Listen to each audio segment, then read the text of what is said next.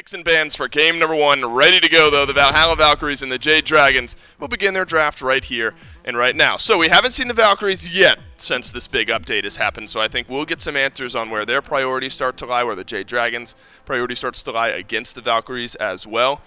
I think the issue with this Dragons team is there's so much you have to look at. You don't want Final K to get these comfortable characters. You don't want Hurrywin to get Giannis potentially, despite some changes maybe being in there. Panda Cat and PBM can drive the game. The bounty of riches for the Dragons makes things difficult to ban against them. And so far, the sets where the Dragons have been controlled the most have been those revolving around bans like this Mercury. Valhalla Valkyries seeming to take a page out of the other team's books right now. They're not going to let Sam get a staple comfort pick. Mercury as well, I think, a pretty strong jungle pick option since that mid-season change.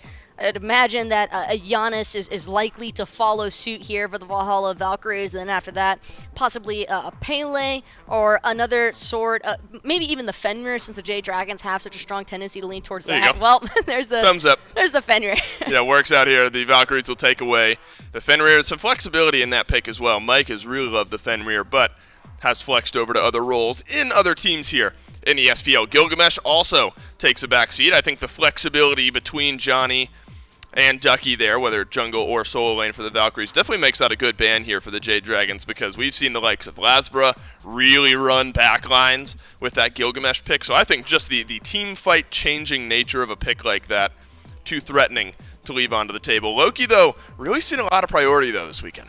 Loki has definitely seen a lot of prevalence towards priority bans, but that's just going to have to be a feature when you're dealing with a member like Johnny. You have to remember the Valkyries did, in fact, win the last time Johnny had that Loki available, and then he was out of play for so long due to some other, external factors, but now that he is back in play, it's no real surprise that the Jade Dragons are going to opt to ban him, and Jade Dragons actually leaving the Tiamat open in response to the Valhalla Valkyries. And I was going to mention, had a feeling that the Valkyries may be going to toy around with the thought of taking Giannis for themselves, so this is sort of a pick your poison scenario here, because whatever the Valkyries decide not to go with, Jade Dragons could have both. Remember, we talked to Mike a little bit in the pregame interview about the support changes, whether it be in the god selection or the itemization, and he mentioned Yamoja as the type of pick that double benefits from the lack of boots and the way the Omi has been changed around. So I think getting that out of Mike's hands and also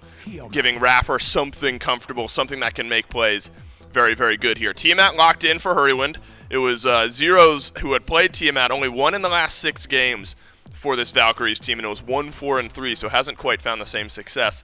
And I think getting Hurrywind on something comfortable here for the Jade Dragons is only ever going to be a good thing. 1-1-12, so kind of a support KDA the last time that Hurrywin picked that one up. But it was the one game they won against the Leviathan, so maybe let's return to something that works. Not only that, but Tiamat and Fafnir are both relatively flexible as far as compositions are concerned, because you definitely have reliable burst damage on the Tiamat here. A smart response, though, from the Valkyries, taking away that Danzaburu so that Panda Cat doesn't get his hunter of choice here, but granted, Chiron still available. There's also the likes of Artemis that could potentially come into play, although a little bit more problematic probably when dealing with the River's Rebuke out of the Emoja, and seeing that tier as well locked in for Ducky leads me to believe that this is the Valhalla Valkyries just looking solely for control.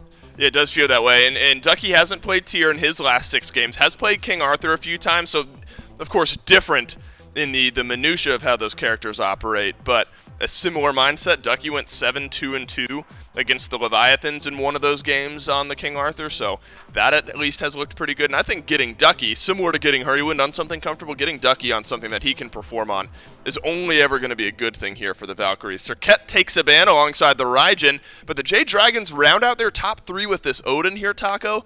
And Odin has just seen a skyrocket in priority here this weekend. This Odin pick might have also just been a dagger into the Valkyries' composition. I'm not sure the Valkyries were anticipating that Odin pick to come through, but bound to be a requirement for a Phantom now for the Valhalla Valkyries, given that their top 3 so far can't even reasonably escape from that Odin cage. The only way the tier gets out of there is to expend the ultimate, and that's not exact. You don't want to be using that tier ultimate as a disengage tool. That is primarily for initiation. Anytime a tier is having to actually run away with his ultimate. You can bet that there's probably some issues on the back end with that. But this Odin, Fafnir frontline as well. A lot of HP for the likes of Adenza Brew to try and shred through. We have been seeing a heavy tendency for a lot of these hunters to be leaning more towards that bow tree build currently, but the Humbots just further reinforces we're going to fight AoE against AoE. Yeah, I'm looking at just space control now for the Jade Dragons. Hey, we wondered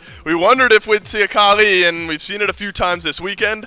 0% win rate, 0 for 3 is this Kali so far in Phase 2 of Season 8. Morgan has seen a priority of play. Largely the Bolts have played her, and then she's seen flexibility with some other teams there as well. But I want to focus on this Kali for a minute because it feels like a lot of these success hinges on what's happening around the Kali, because she can draw attention, or if attention is elsewhere, that's really where Kali can kind of flourish.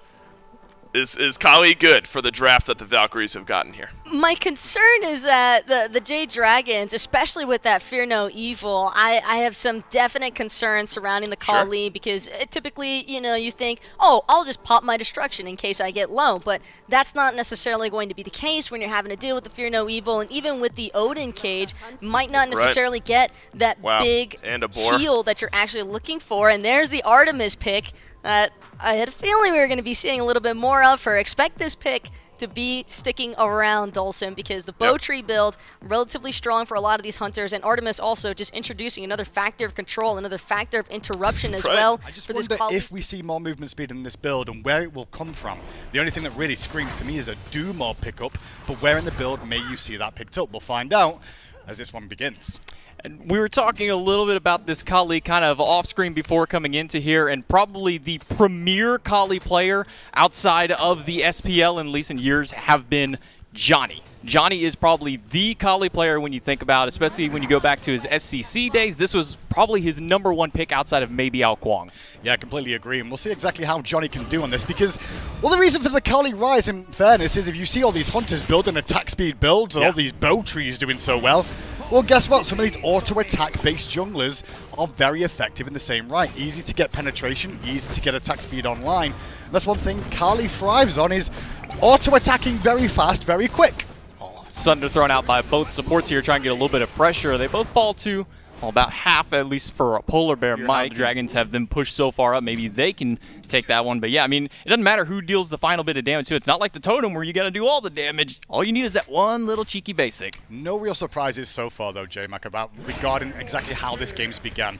Unless we see an early kill on an early rotation, maybe could just be a Fear No Evil. Maybe like this one here, but waiting out the Lawbringer. Not going to elect to use that Fear No Evil. Sam going to hold on to that one patiently, though. Didn't have much mana on the follow after. Same with Final K. He just used the last of his in that little jump. Got to it. And plus, I mean, who doesn't want 20% cooldown reduction on a god like Hun Bots? But maybe we'll have to hold that Final K.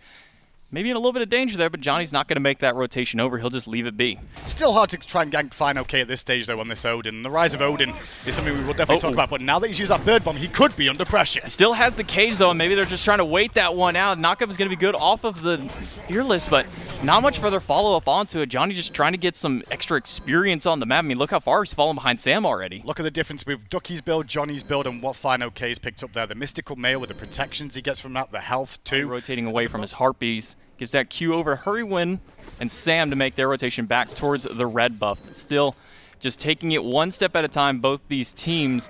We do see Mike still sitting on that left side of the map. He has not left that red camp. There's a pinch coming, and I think Rafa could be stuck in it too. He realizes it, he gets aggressive, and now he's under pressure. Right onto the back, and Rafa's going to fall down. First blood goes the way of Hurrywin off a beautiful pincer by Mike. And meanwhile, on the backside, Emilito trading against Sam, but will escape, but Panda's on the way. Still has that leaf to give them that extra bit of mobility. Sam has spotted him out. There's a 4-man rotation for Emil. He does not have the rocket. Use the purification bead very early. Gonna be the spin ult out of Hurrywin, consume on top, and there's nowhere for him to go. Hurrywin picks up 2 early kills. Really good little work from Hurrywin there too, because when that taunt comes down from that Dansborough and Emilito, using his ultimate in that melee form to spin around, gives him a bit of CC immunity, doesn't have to consume his beads to avoid it and be able to secure the kill. And off the back of that, Jay, look at this. They're going straight for the Fury. And he still had that Draconic form the whole time forward. They're going to back right off. Johnny stepped a little too far forward. He's got Raffer back with him into destruction,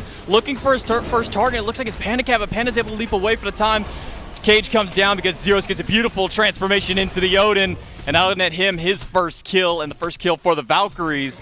Hurrywin still trying to get something going for them. Raffer on the wrong side of the map, leaping in from Hurrywin. He's going to get a nice little knock up, and the Consume's going to do some damage. Riptide, but the slow from Sam might be good enough to continue the chase.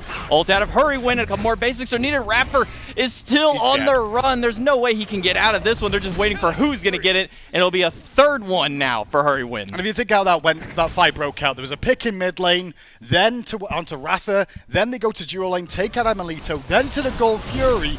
And then Valhalla Valkyries try to answer back with Johnny and Rafa respawning, trying to get in there and cause some problems for the Dragons. But in doing so, they trade Johnny out for Panda Cat, and then they lose Rafa too. The anti-heal is just going to be impactful throughout the game anyway. You're going to see plenty of people in the game have some natural sustained tier as an example of one, as well as Rafa with these heals coming through from the Emoja too.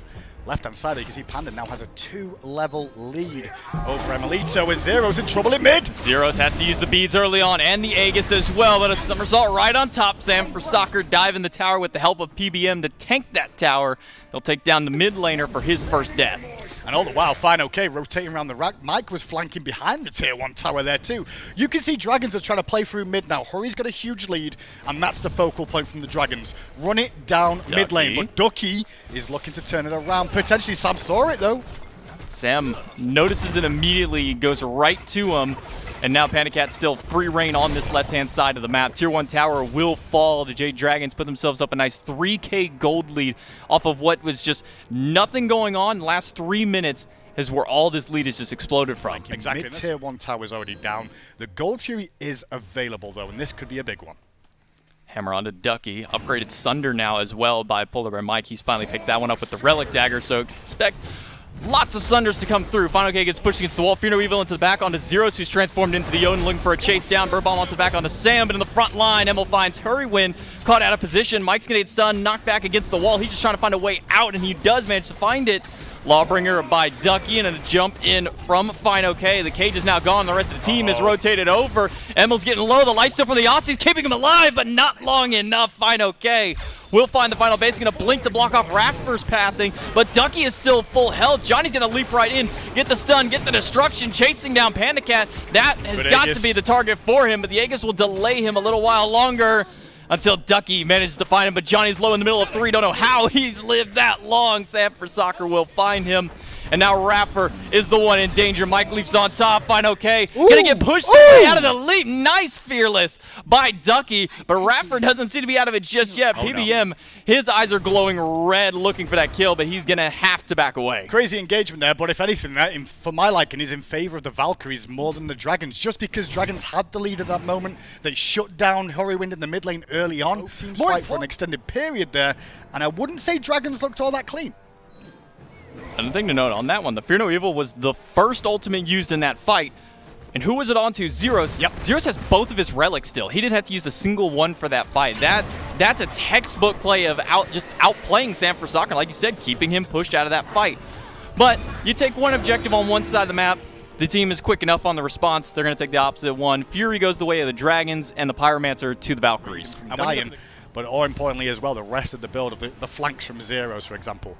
Aegis definitely the better option. I would have liked Blink though, but Zeros is hunting. He's gonna find Hurrywin. Polar Bear Mike as well. Transformation into the Odin locks Hurrywin in. He was waiting for that leap to come back up. He's down to half health. The River's Rebuke comes out from Raffer, but Hurrywin is long gone for the time being. Johnny will get hit by the hammer, and he'll have to walk away. A quick disengage, you think that, but Final K blinks into the back with the cage, finds Emil with the stun, locks him inside, trying to get to the rocket, but it's going to get stopped out immediately. Panda Cat finds him. Ducky is just trying to find a path out, but he gets cut off by his own Riptide from Raffer. Raffer's going to take that one Riptide to go through and set up for the Lawbringer for Ducky to make his way out. And now the Jade Dragons have control of the map. Great flank from Fine OK is all that needs to be talked about there. Realised he could wrap around the red buff, get to the back line of the Valkyries, and because of that, expose this left-hand tier 2 tower that's going to go down too.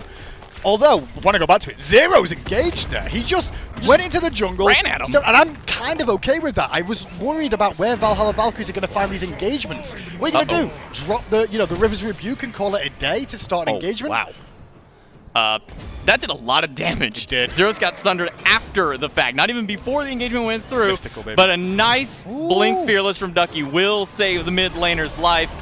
Final K should be all right here. I don't think there's going to be any real threat to him. He's going to keep going, though, right onto Johnny. Bird Bomb on top, forces the destruction out. But again, Ducky with these Fearlesses are insane. Sam for Soccer just looking for it. Johnny gets the reset. Not a full health one because of the anti-heal. Johnny still low, and Final K will manage to find him with the help of Hurry Wind and the rest of the Dragons who have rotated over. Ducky, again, going to push them away and try and dissuade the fight. Scrappy engagements from the two, but I'm enjoying it because you just don't know which way it's going to go. So many carries in this game that any single one of them could turn the fight around. Johnny had a good little play there, honestly, overall. That started out with a chase onto Zeros from Final K, and the only reason Zeros lives, first of all, is because of the mobility in the build. The Chiron's Coin and the Doom Orb give him that extra mobility to survive and stay as far away from Final K as possible, but more importantly, the rest of the team. But Raph is in trouble! No, Rapper's gone. There's no trouble here. There's just death is all that awaits this Yamoja. That'll be his third spill of the game. And now the Dragons are posturing up for a Fire Giant. Ducky is the one trying to make his path in, and he's probably their best option to get into the depths of this Dragon's territory. Zero's lurking around the back. Will find Hurry when yet again a transformation right on top. That'll get the leap out of the mid laner. Zeros goes right into the Odin, and the rocket comes through to find Final K to make sure to cut a path for Zeros. The double cage is down, but PBM has made his return, gets a stun onto Ducky, and forces a disengage from the Valkyrie. Zeros, though, he's still hunting on that Morgan, looking for a path in. Did you bring the SEC games with you, by the way? Is that what just happened? Well, I mean, actually provided him a bit of CC.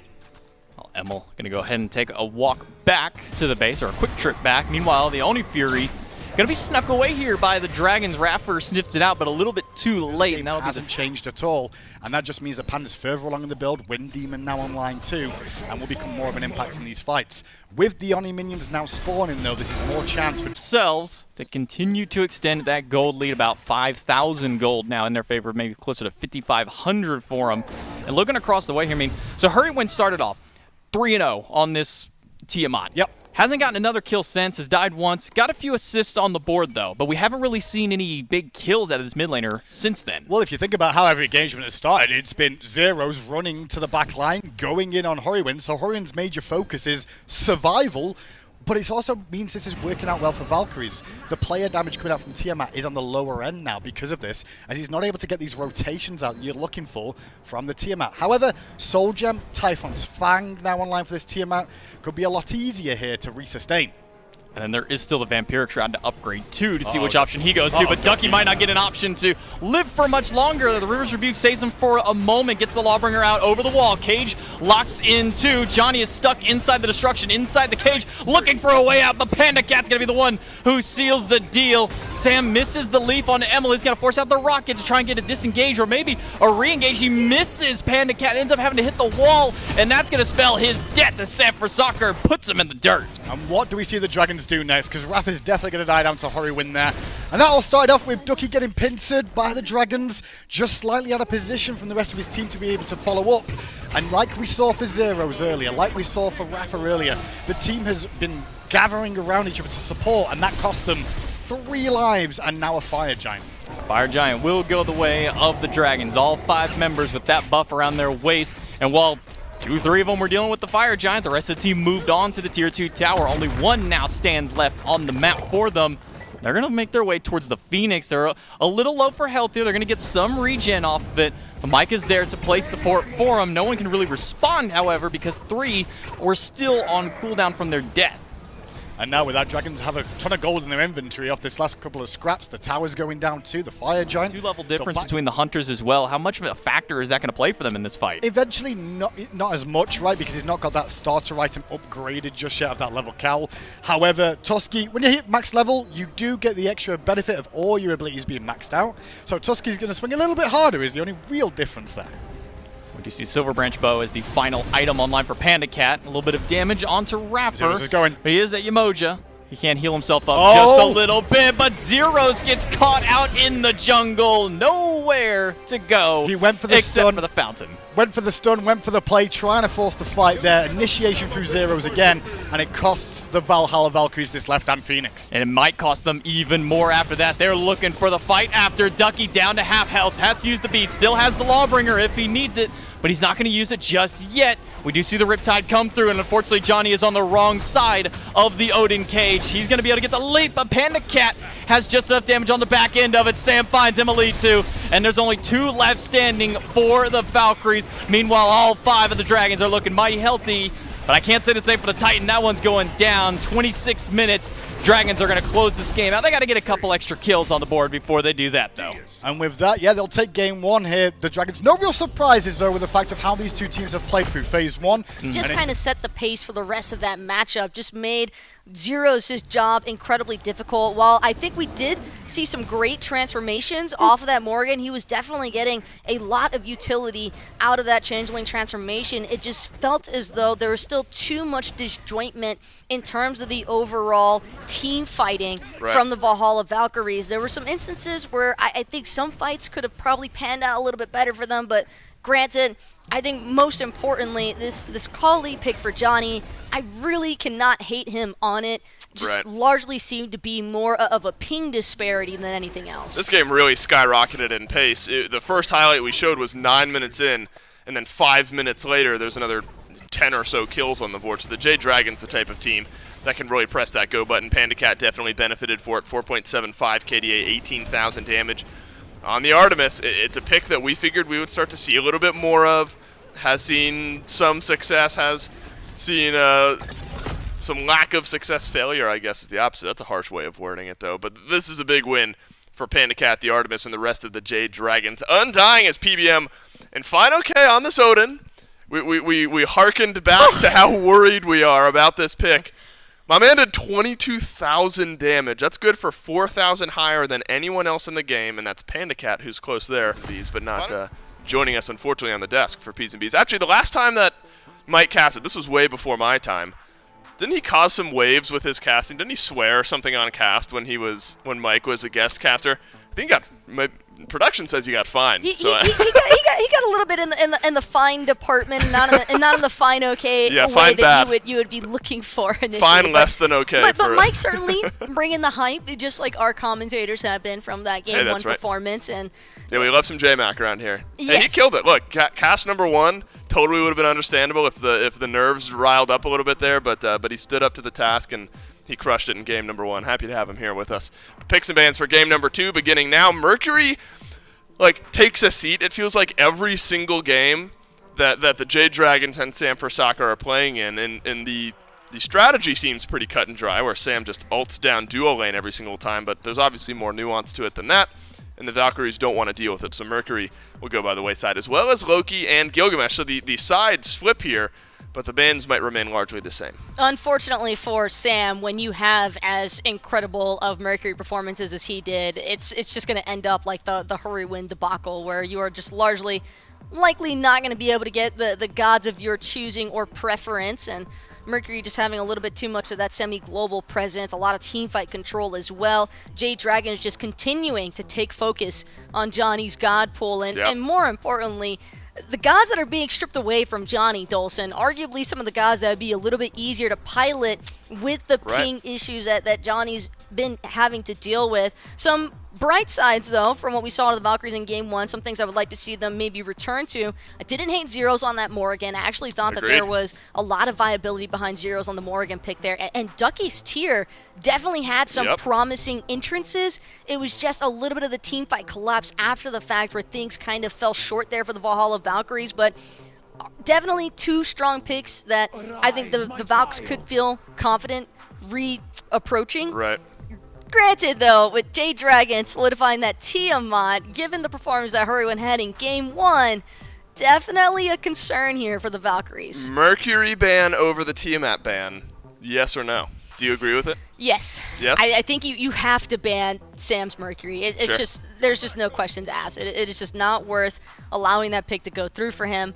And the Odin response, though, from the Valkyries... I think you had to do it, right? There's no way you let Fine get that back-to-back games. I don't think you necessarily have to take Odin that early on in a draft, though, Dolson. I think the primary concern here is that Jade Dragons, when they've been taking Odin, it has largely been at that 3rd pick or later spot. Right. And the reason being is that you don't want to reveal to the enemy team, like, hey, we're going to have this giant AoE to lock you inside of. And maybe if the Valhalla Valkyries choose to follow this up with a Humbot selection of their own so that we could see the Watery Grave, the Odin Cage, and that Fear No Evil kind of chained together, as well as get a nice jungle strip away pick from Sam there, and maybe even something that's a little bit easier for Johnny to try and be more effective with in team fights. And there is still some solo lane priority there for Final K as well. Obviously, the Odin has done wonders for this team. Osiris, Kabrakan, and Gilgamesh are the 3 other picks he's played, at least in the last 6 games. Osiris, his third most played god, just behind King Arthur and Culcullen. Uber for Panda Cat. You know what? I'm gonna admit this fully. You know how we would do like Zardomus for Zapman and Artemis? I nearly did Panda Cat and Uller, and decided Pooler? Oh, see, I would have emphasized it the wrong way. I would have gone too long on the U, and it would have been bad, I think. So I'm gonna move right on. I can't even figure out where that was going, but we're gonna brush over it anyway. We should. Trust me on that. My brain worked in a mysterious way there, and I'm glad that we can move on from it. Talk about lockdown though in the duo lane. Uller and Ymir for Panda Cat and Mike respectively. Kill pressure may be at an all-time high. For sure, and not only that, but the Kuzumbo Apollo selection choices the Valhalla Valkyries have opted for here. The clear could definitely be strong, don't get me wrong, between the Nene, the Sumo Slam, and Apollo's passive in general, with that so beautiful, could definitely be a little bit more problematic here for Polar Bear Mike and Panda Cat if they're not careful with their positioning. Largely just want to look out for that Sumo Slam. It can be a decent chunk of damage throughout that early laning phase. However, important to know, Ymir, if there's one thing that he is great at, it is controlling characters that rely on dashes for escapes and initiation. So Valhalla Valkyries potentially going to be a little bit more restricted than they were bargaining for with these top 3 drafts so far. And I think some good bans from the Jade Dragons on the back end there with some mid laners being taken off the table. It's an on her hover. This would be wishful thinking, I think, for the Valkyries if you're going to go double hunter when you already have an Odin there. Depending on what you lock in moving on, I think this makes a lot more sense. I think, you know, if Zeros is going to put himself in a position, specifically on the Morrigan, but now maybe on the Giannis, where you can make some of these plays, keep things interesting in some of these fights, maybe it's a good pick for him. I think the only catch for me here with this Giannis is that there's clearly strong disengage. I think that's something that could definitely benefit the Valhalla Valkyries in Game 1. A lot of those instances that went south for them, if they just had a stronger means of escape, like a through space and time can provide, maybe those engagements wouldn't have gone as immediately south as what we saw. But even then, Giannis, with this current composition, I'm just not sure that the Unstable Vortex and an Apollo are really the follow-up that you would desire off of the current control that Odin and Kuzumbo would be able to provide. It just seems a little bit haphazard here for the Valhalla Valkyries. Again, just another relatively high execution composition that they're trying to opt for. Look, the Valkyries, they seem to like these types of compositions. Let's give ourselves a high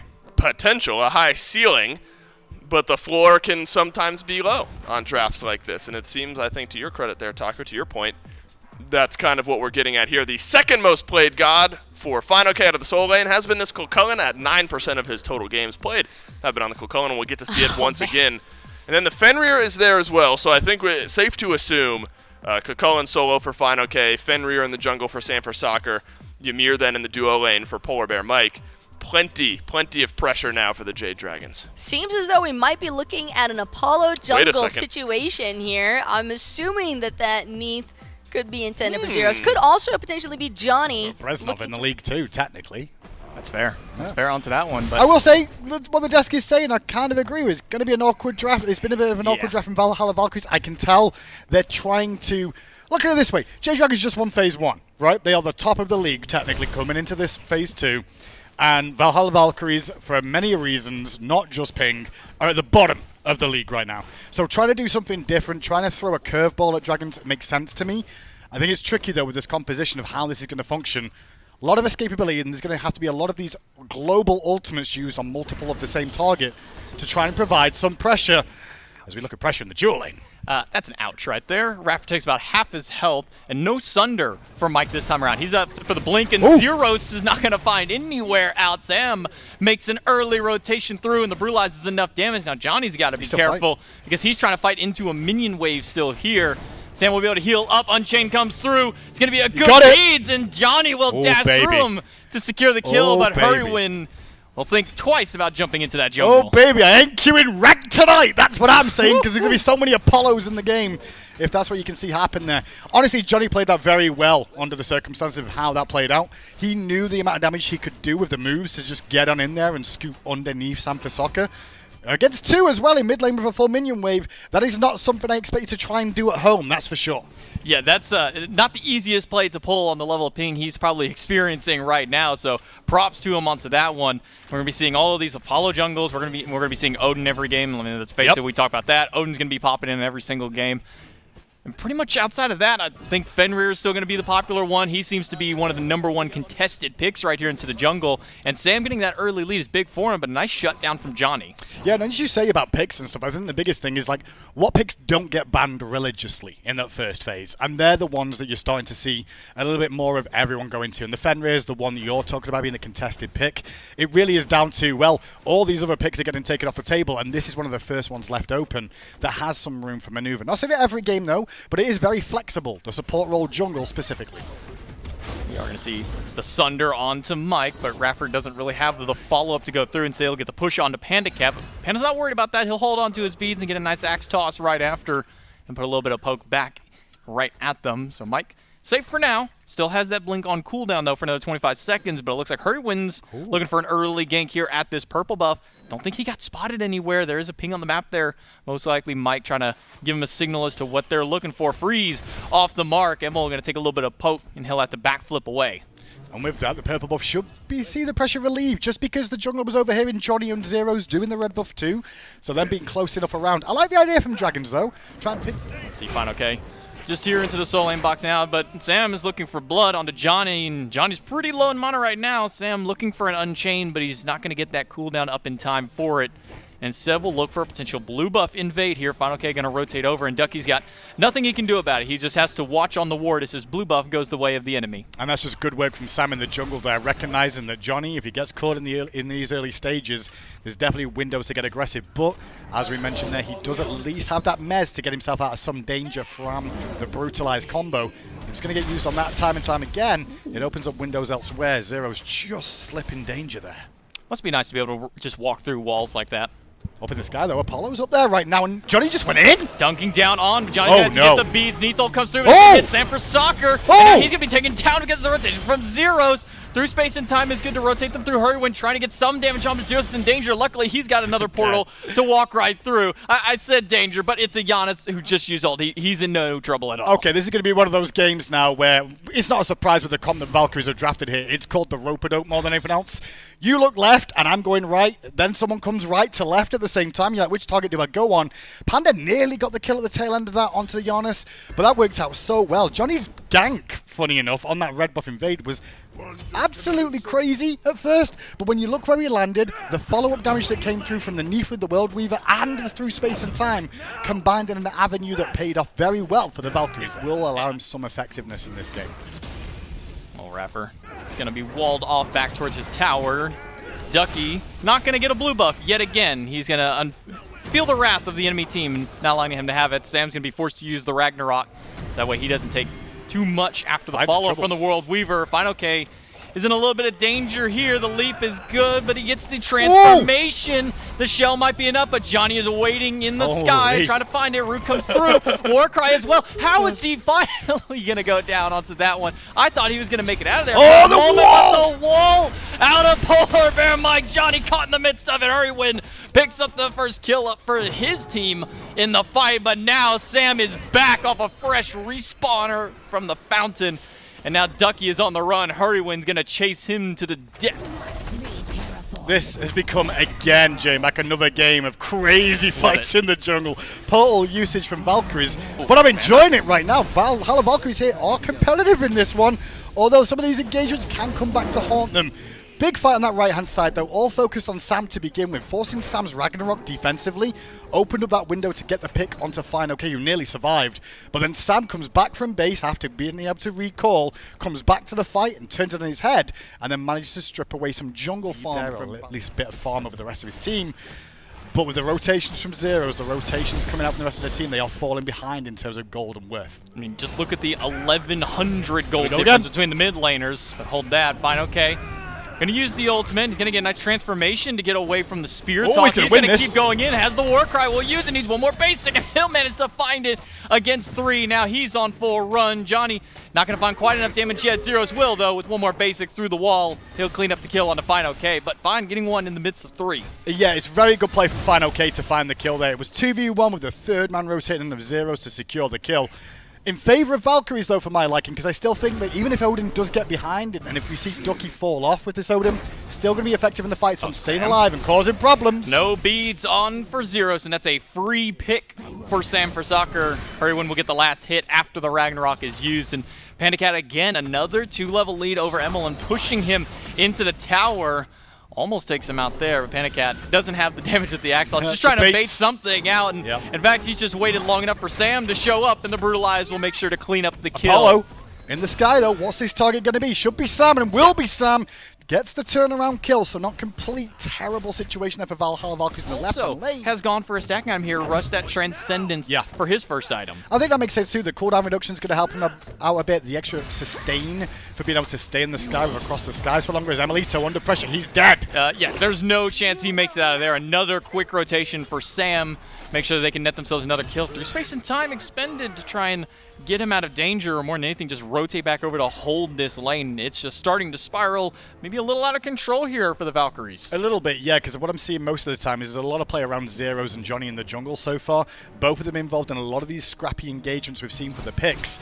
And because of these through space and times getting fired off by Zeros, he's looking elsewhere on the map and falling behind in farm. All the while, Horrywind, who's not had to make many rotations here, has just been able to just free farm almost in this mid lane and not have to worry. Meanwhile, Ducky on this Odin is just trying to, more than anything, keep Fine OK at bay. World Weaver comes out on a PBM. He'll blink away to make sure that he doesn't take too much after the follow-up stun. But Fine OK, a little bit of danger. Jukes out the unstable Vortex, catches off to the side of it, and is now looking for even more. Hurrywin on the rotation as well. Fine OK trying to take down Johnny. Johnny's going to manage to get up into the sky just in time, but Zeros didn't have that same luxury. A triple knockout through. Johnny dunks back down into the middle of all of them. Brutalized not enough because of the Aegis. He has the Aussie passive, trying to fight back in, gets a nice double med. But that's going to be the end of the line for Johnny. Crazy fight in the jungle again. That was Ducky initiating on Polar Bear Mike that turned into a fight on Fine OK. Fine OK just ran away, bought time, and then the rest of his team went, hey, we are here, turn this, and that's exactly what we saw happen. Dragons playing around at the right moment so far in this game, answering back the Valhalla Valkyries. We're doing a good job, honestly, of trying to force skirmishes in the jungle and catch Dragons lacking. But the problem is, Dragons have answered the call every single time. Oh no, Panda Cat, just leave him alone, my man. You're between the towers at this point. Keep going. He's not going to get it. I mean, if you're an Emilito fan, you're playing, like, please just leave him alone, guys, just for once. But if you're a Dragons fan, you're like, dude, just dive as Phoenix at this point. I mean, he might as well. He's got 2.5 levels up onto him, make that pretty much as close to 3 as you can get for it. Phase, so they had to opt with something else. We'll see how this Kuzumbo works for Raffer. The Yemoja just died. I think that's the easiest way. Is the Yemoja just got caught out every single fight and ended up not really getting much value for him. We'll see if maybe this Kuzubo can do more for him. But the problem is now is how they defend against this Gold Fury, because Dragons have already pulled it. They're going to start it up. Raffer waiting in the wings, but a jump in by Sam. He's going to pick up Raffer and drop him into the middle of all of it through space and time. Clips through in the Watery Grave as well. A reset onto the Fury temporarily. Raffer's going to go through the portal. Dragons do get the Fury. And they're still looking for Raffer, but those portals give him just a little too much speed for now. But now everybody's pincering over, including Johnny, through the skies. Aegis by Panda Cat. Mez is good, and the Vital Basic will take him down. Ducky's rotated as well. Gets the cage, but it's not going to be enough to save Johnny. Hurrywin is here with the spin. Blast back into the flying stance to look for some more damage onto Ducky, but there's another portal waiting in the wings. But again, Raffer delaying more than anything, able to keep himself far from the fight and keep Sam out of it. So Gold Fury goes down there, Dragons take that, sure. Raffer escapes, Panda gets greedy with a chase because out of position from the rest of his team, gets punished, but still the Dragons find 2 kills for Panda's death off the back of it. Then the red at the moment. Dragons, though, starting to realize they should just start to push this lead further here. Grouping in the mid lane, they're leaving Neath on that left-hand side. All they have to do is worry about the World Weaver, and even sending Fine OK over here, because Tier 1's down on the right-hand side is probably the right option to keep him at bay. Quick beads out of Zeros and an Aegis trying to delay. Ragnarok won't get the damage, but the basic afterward will. Sam able to pick up Zeros and a tier 1 tower. Now Raffer's caught on the wrong side of the wall, stunned by the axe toss. Panda Cat's gonna take him down with Sam, and that'll be a double kill for the jungler. And Ducky just has to sit by and watch as his tier 2 tower is being massacred by the dragons. Here we and Final go. K dealing with Emil. He's going to Emil- do 2v1. 2v1. I mean, oh, there's Johnny on top of it right there. Fine, okay. Now we'll fight in with the Thorns as well. So into the double hunter. He's not too worried about this one, though he maybe should be. Warcry is good, but Johnny's got a little bit extra in the world. Weaver, no 2v1 for Fine, okay this time. But all that while they bought time for the Phoenix to go down. I actually think Dragons could have ended there if they wanted to. I guess they were a little bit worried about Zero's respawn. But the left-hand side, the Valkyries will get that left-hand tier 1 and the tier 2 tower. It's an objective steal. Maybe it's a rush when Dragons aren't looking at one of these objectives. That's where a window could be. But at the moment, they're not going to get a chance to do that around the FG because Dragons recognize here they've got the opportunity to do so. Oh, it's going to be a leap in for Sam onto Emma. It's going to get the beads and the backflip. Wall a little off the mark, but Sam is still going to dive in. That route is not going to do anything to a Fenrir. Ducky frozen out by Mike. And the triple leap on top of the Odin. Ducky has no chance of living that engagement. I think Dragons love to scrap when they can, and like when you can just deathball the way they are doing now, it makes it a lot easier for themselves. Valhalla Valkyries obviously behind, just trying to play the map effectively, having Johnny do some split pushing, keep getting the farm, put the pressure maybe on Phoenixes eventually. But all the while, Dragons are just doing their due diligence of what they need to do to find the win. Johnny got a dunk in, but the Water Grave ended up pushing Panda Cat away through space and time, off the mark. Panda Cat on the run. Johnny has to use the meds just to try and delay the inevitable as Hurrywin picks him up. Panda Cat still sitting under the tower, and it's only Raffer left on the map, and that's a beautiful wall out of Mike to stop him right in place. Raffer falls down. Double kill for Hurrywin to extend that slash line to 6-0-7. Just want to mention there as well, you saw the through space and time get fired. Did you ever see Zeros, by the way? No. Yeah, you know why? Sam. Yeah, that's exactly right. Sam was waiting in the jungle for Zeros rotating in, took him down again.